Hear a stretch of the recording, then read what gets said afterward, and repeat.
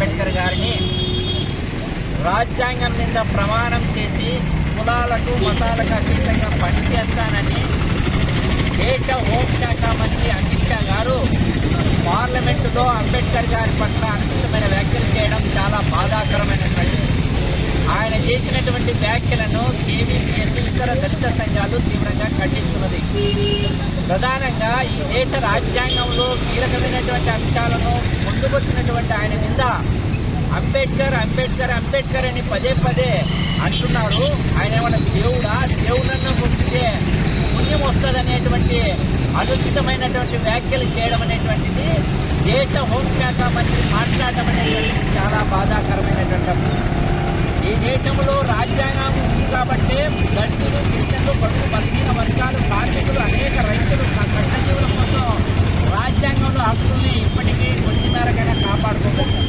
అయితే ఈ దేశానికి ఆర్ఎస్ఎస్ నాయకత్వంలో ఉన్నటువంటి బీజేపీ ప్రభుత్వం ఈ దేశంలో ఉన్నటువంటి భారతదేశ రాజ్యాంగాన్ని కాలరాసేటువంటి పద్ధతుల్లో వ్యవహరిస్తూ మాటలను వ్యాఖ్యానం చేయడమే కాదు, అన్ని రకాలుగా ఆర్ఎస్ఎస్ యొక్క విధానాలను ప్రవేశపెడుతున్నారు.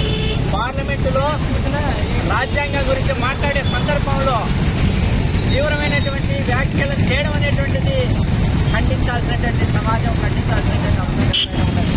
అదే సందర్భంలో ఈ దేశంలో పార్లమెంటు వ్యవస్థని నిర్వీర్యం చేస్తూ ఎన్నికల పేరుతో ఒకే దేశం ఒకే ఎన్నికలు జమిలీ ఎన్నికల పేరుతో ఈ దేశంలో ఉన్నటువంటి ప్రజాతంత్ర హక్కులను పార్టీలను కలరాసేటువంటి పద్ధతులు వ్యవహరిస్తున్నటువంటిది బీజేపీ పాలక ప్రభుత్వం. ఏదైతే నరేంద్ర మోడీ ప్రధానమంత్రిగా ఉన్నప్పుడు ఈ దేశానికి తీవ్రమైనటువంటి నష్టం జరుగుతూనే ఉన్నది. దేశానికి హోంశాఖ మంత్రి అమిత్ షా అంబేద్కర్ గారి పట్ల అనుచిత వ్యాఖ్యలు చేయడం అనేటువంటిది చాలా దుర్మార్గం. ఈ దేశంలో ఇట్లాంటి మంత్రులు ఉండడం నష్టం కాబట్టి వెంటనే రాజీనామా చేయాలి, దేశంలో ఉన్నటువంటి ప్రజానికానికి క్షమాపణ చెప్పాలి అనేటువంటిది కుల వ్యతిరేక పోరాట సంఘం ఖండిస్తూ ఈ దేశంలో ఉన్నటువంటి నరేంద్ర మోడీ ప్రభుత్వం దిగిపోవడం తప్ప ప్రజాతంత్ర హక్కులు కాపాడలేమనేటువంటిది కేవీపీఎస్గా భావిస్తున్నాం. అమిత్ షా వెంటనే రాజీనామా చేయాలి, దేశానికి క్షమాపణ చెప్పాలని కుల వ్యతిరేక పోరాట సంఘం కోరుతా ఉన్నది. వర్ధిల్లాలి కేవీపీఎస్, వర్ధిల్లాలి KVPS, down down Amit Shah గారు, డౌన్ డౌన్.